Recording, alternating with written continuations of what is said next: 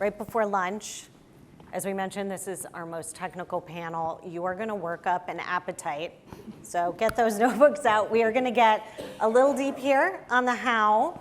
But before, I mean, one of the things we have talked about that is so important through all of this is about your customers. This is about a problem and a use case that you are solving, and then the tech that it takes to leverage that. So we're going to talk about the tech stack of the future. We're going to talk about guardrails and governance.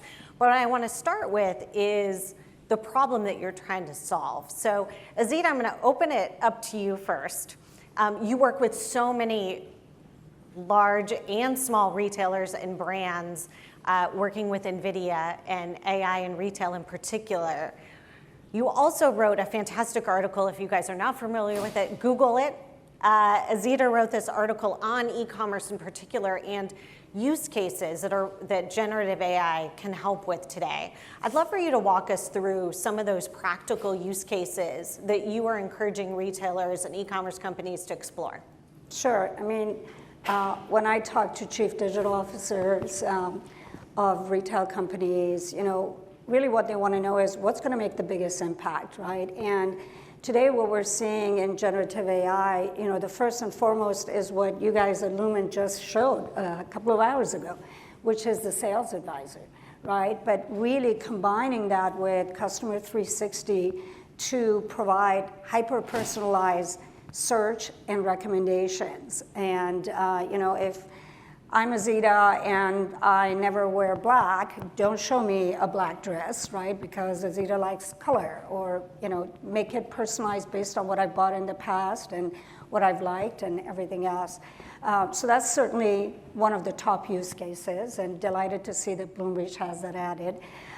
The one I'm really excited about is being able to use generative AI to create rapid concepts for marketing and advertising campaigns.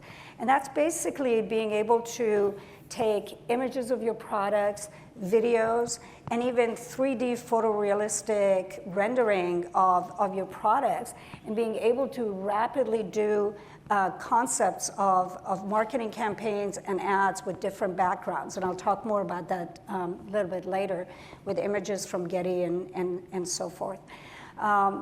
And then I would say third is just leveraging generative AI to help your content managers for your e-commerce write better product descriptions using your meta tags and other type of work that you've done when you're actually putting products on that. In fact, one of the reasons Amazon's SEO is so much better than everyone else is particularly because of their product descriptions and the way they've been written. So these are some of the examples of how you use generative AI, particularly with retail and e-commerce.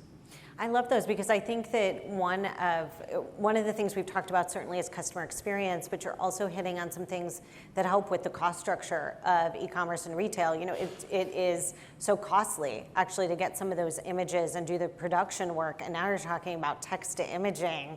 That's a very different, more efficient and more cost-effective way of doing something that you do today. So a nice way to kind of get started and have a top line and bottom line impact to your business.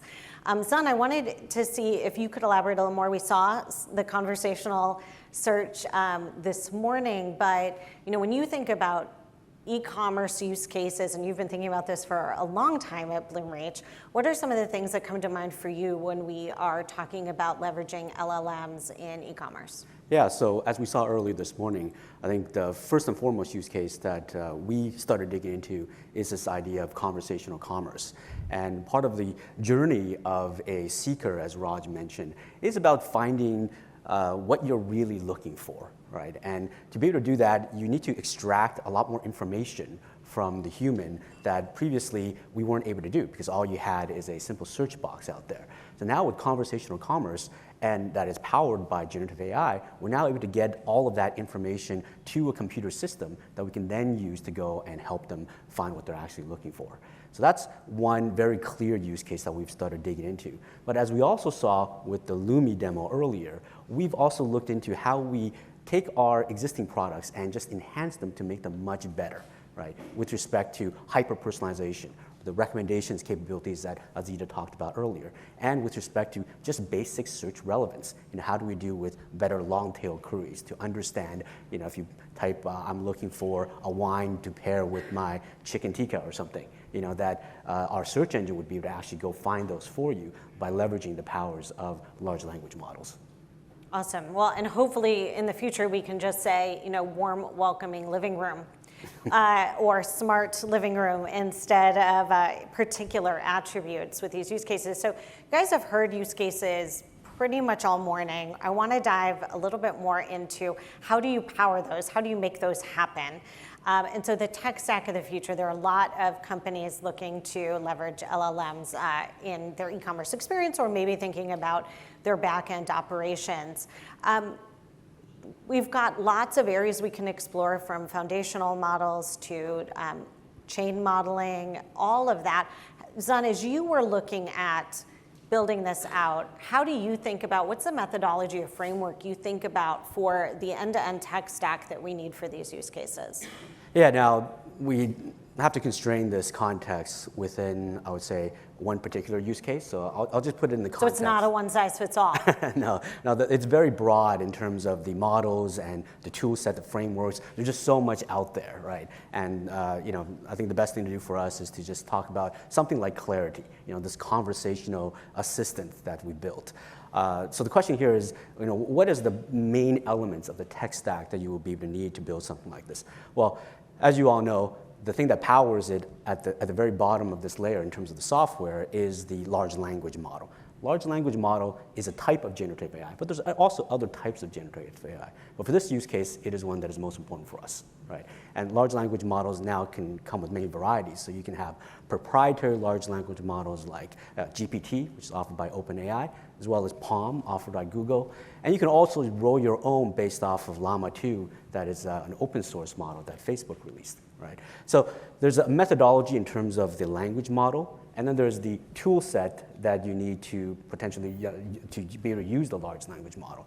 Now, a lot of the proprietary models, they also put a good service layer around their model. So for OpenAI, they have a really great REST-based API that makes it very simple for developers to just use it to get the prompt and completion capabilities that you would need for conversational.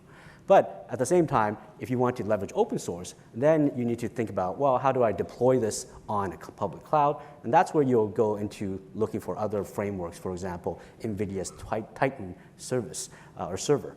So you're going to need to use something like the Nemo toolkit, or you have to roll your own with TensorFlow serving layers, and that will take your open source large language model and then deploy it onto a public cloud in terms of having the high scalability for it. So that's sort of the very basic layer. Now, you have to go one level above that as well to adapt the technology for specific use cases. So even though ChatGPT is pretty good as a general assistant, for many of us, we're looking for a specialized use case. And what we then need to do is you need to optimize this technology for your specific use case.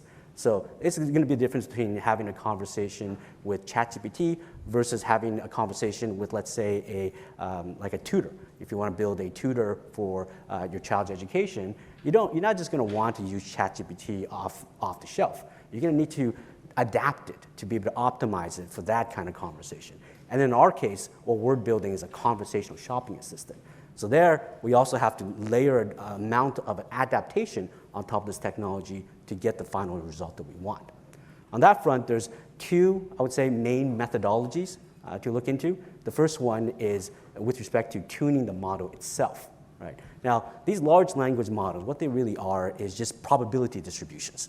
Right, so the probability distribution of what is the likelihood of the next word compared to all of the context and input tokens you put into it.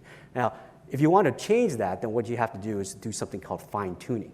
And with fine tuning, what you're doing is you're giving it more examples that is more like your use case. So if you're building an educational tutor, then you would go and get a new data set of questions and answers that are optimized for tutoring, let's say, a grade school kid, right?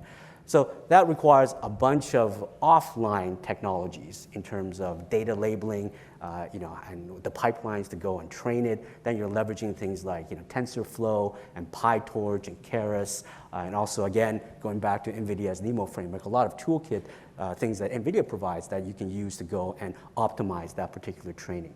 Right. The other major method is prompt engineering, and you guys kind of heard about it a little bit in the session earlier, right? Prompt engineering goes from very simple stuff to very complex things, right? The simple things that a lot of people are doing, and we've also used as well, is few shot prompting. And in that case, what you're doing is really you're putting a very thin layer between the API that you use to give to customers to the large language model itself. And what you're doing is you're really augmenting the prompt. So whatever the end user types in, they might not type in something that's super optimized for the language model to return a good answer for or a good completion for. So you're essentially trying to build a virtual prompt that is the combination of the user prompt plus what you believe can optimally return the right completion. Right, so a couple of methods there, like few shot promptings. There's system prompts, which a lot of these existing end user things already allow for. And then there's a lot more advanced methods. For example, there's algorithms they can build on top of the prompt engineering, like p-tuning, prompt learning. So you're now deploying other models to make sure that you inject the right type of prompt before you hand it to the large language model itself. Right. So there's a lot of work and a lot of exploration that we're doing there, one of the other things that you have to be aware of is that what we found is that the data that the large language model uses, as you've seen already, it's trained and pre-trained with data from several months ago. So if we need the up-to-date product information and we need accurate product information, then typically, we need to have another data source that is able to augment the large language model. This methodology is called retrieval augmentation. And that's where you get essentially a search solution where you have to query another data source, grab the relevant information, then give it back to the large language model. Right? So there's a bunch of frameworks there, for example, LangChain, Llama Index, and for our case, we actually use our own Bloomreach search engine to be able to provide that up-to-date information. Okay. So that's kind of a summary of some of the key technologies that we're using to be able to piece together this very unique and customized experience for commerce and conversations.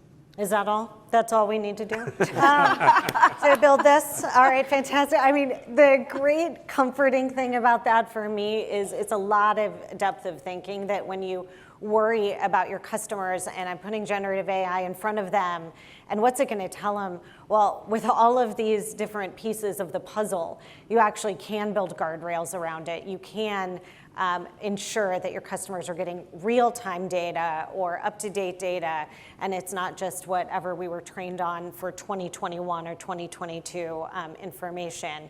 Azita, I know that NVIDIA also has an accelerated program, so if maybe you don't have an army of engineers or a ZUN to think at this depth like we do, can you talk a little bit about the accelerated program at NVIDIA? Well, it's not the accelerated program, but it is basically the foundation and the frameworks for building generative AI. And first and foremost, especially for retailers, you want to start with pre-trained models that are trained in the category of the products that you're selling. And then you want to be able to just train it on your products, right? The last thing you want to do is for your generative solution to show products from Amazon, right? And so be able to train it specifically with your models and then put the guardrails that says, answer these type of questions, but don't go and find, answers from the World Wide Web and so forth, right? So that's really the foundation for that. And then we have a set of techniques and tools that allows you to fully customize those models. And Sun already talked a lot about those, like supervised training in order to train it for specific prompts. And P-tuning, which I think our CEO in our earnings report described it best. It's almost like The large language model is the teacher, and then there's smaller models that are learning from the large language model that do really well recommendations for inference.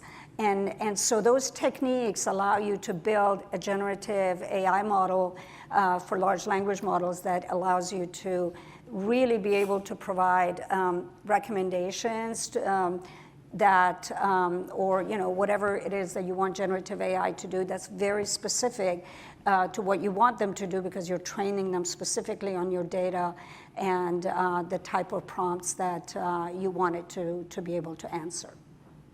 Awesome. So, I mean, that leads us to, Anupam, I want to have you elaborate a bit more on guardrails. Azita just mentioned, I think, a good example where you don't want this data to necessarily be coming from the World Wide Web. You have your own products, and that's one example. But there's a lot more that we need to think about guardrail-wise when we are deploying these.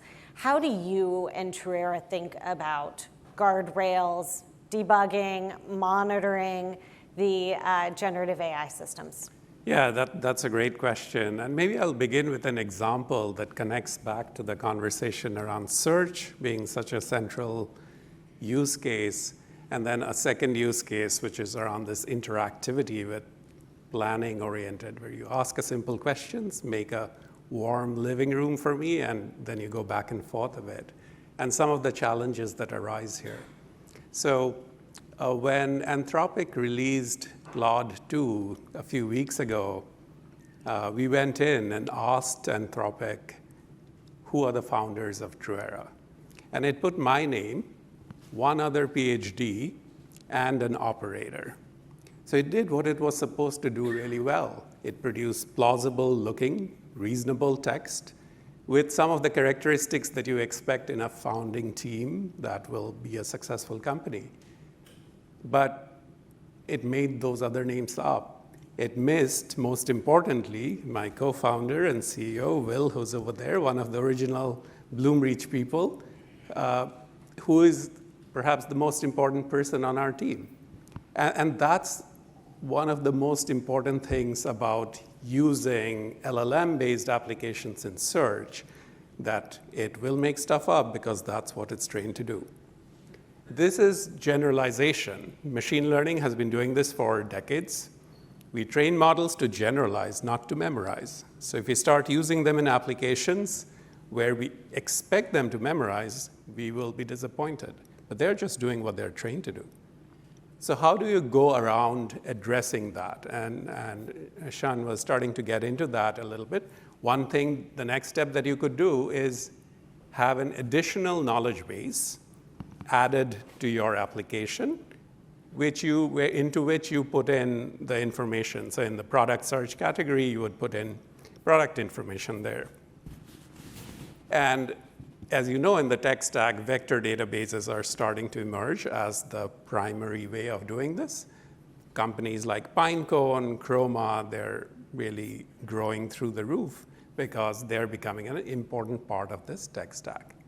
So that takes you some distance. Now, when you ask a question, to your previous comment, the LLM should not be answering based on what it has learned from being trained on all the text in the internet. It should answer with respect to what is being put into this explicit knowledge base. That's what Morgan Stanley did when they put in 100,000 financial analyst documents into a vector database. And that's what sounds like that's the direction your team is going at Bloomreach as well. Is that all? Unfortunately not. So as you do that, here's the next step that comes up. So we did a little bit of an application like that where we added the TruEra website as the knowledge base. Now if you ask the question, who are the founders of TruEra, it gets it right. That information is there. Will is happy.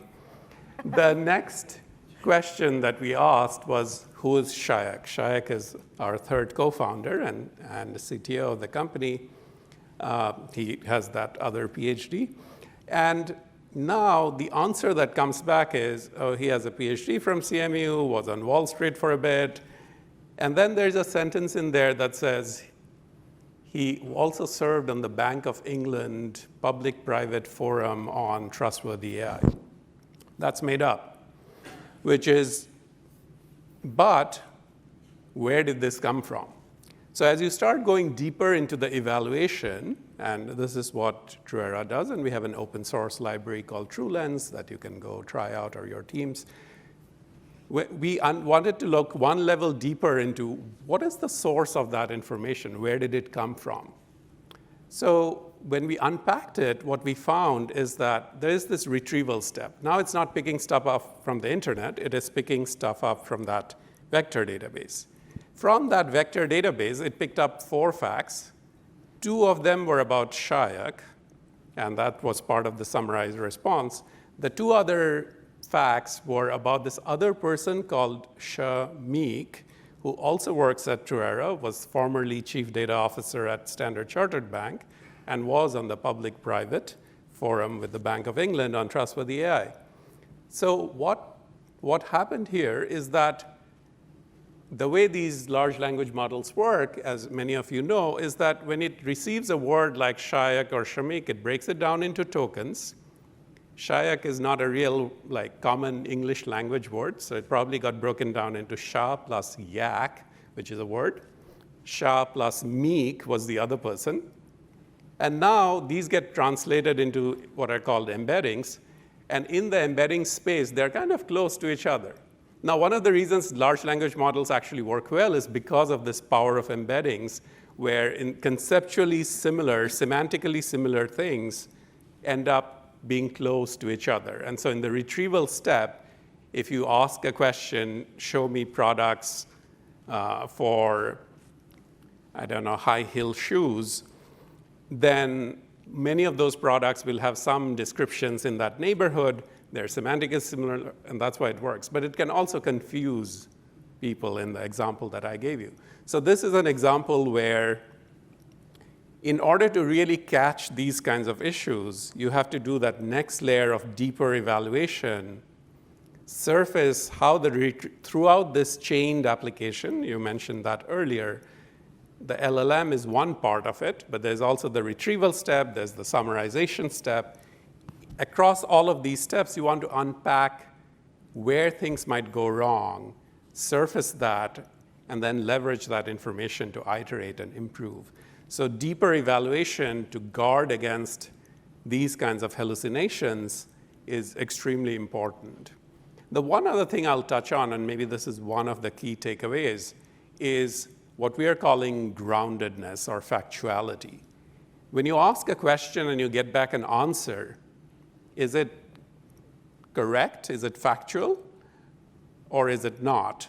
Now, truth is a very interesting philosophical concept that no one knows how to answer. It'll keep us employed, philosophers employed for the next few centuries. But what we can do is relative truth or groundedness, meaning that since we have set up our knowledge base, if we get a response from an application powered by LLMs, can we go back and identify that here are the 5 sentences for each sentence. This is the source document in which it's grounded. Now, that's hugely powerful because if it's grounded in things that you trust and you're curating that data carefully, you have relative truth, even though absolute truth is elusive. So definitely need to be careful when we're doing e-commerce. It could potentially, if we token my name just to Chris, who knows what my resume could look like. So I'm going to tuck that one away. Christopher Walken movies could be really interesting to add to my resume. Azita, you also have been thinking about not just guardrails, but governance. We talked earlier about text to images. That's awesome. We can get those images more cost effectively, quicker, but that comes with some governance that you need to consider as well. Can you elaborate on that? Yeah. So, like I said, retail is incredibly visual. No matter how much you describe an outfit to me or makeup or something, until I see it, I'm probably not going to buy it, right? And so we've talked a lot about LLMs here, which is text to text. But the next really new frontier is being able to talk to generative AI and get images back, right? So what I was talking about previously was, taking your products, whether it's 3D photorealistic rendering, whether it's a video or an image, and being able to create concepts, ad concepts, marketing concepts with different backgrounds. Guess where those pictures come from? If you're a design artist, if you're a creative person, you go to Getty Images, you go to Shutterstock or Adobe.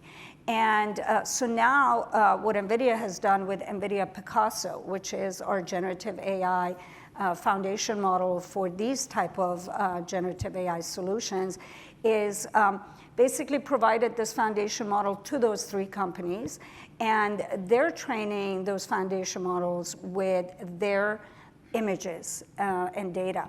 And so you basically subscribe to their services, and now you're going to be able to do all these incredible creative stuff with generative AI 10 times faster, and be able to do it with licensed images from Getty and Adobe and Shutterstock, and really make your team so much more productive, and be able to see campaigns and ads that are just that you never thought about. I mean, I literally asked our team to use Picasso for some slides we wanted to do at a major customer event, and I was just blown away how in a couple of days they came back with like 30 pages and 60 type of campaigns that you can do in a very relatively short time. So being able to do this with generative AI, but really staying compliant with the fact that you can't just use these images from Getty, right? You have to buy them. And so these services now provide this, the governance, so you can do that legally and without getting in trouble. Well, thank you. Hopefully you guys got a little more on the how. If you want to dive more in with them, please talk to NVIDIA and TruEra while they're here. Of course, you know how to find us at Bloomreach, and we could talk tech all day. So please come find us to talk more about this. Thank you guys so much. All right, thank you.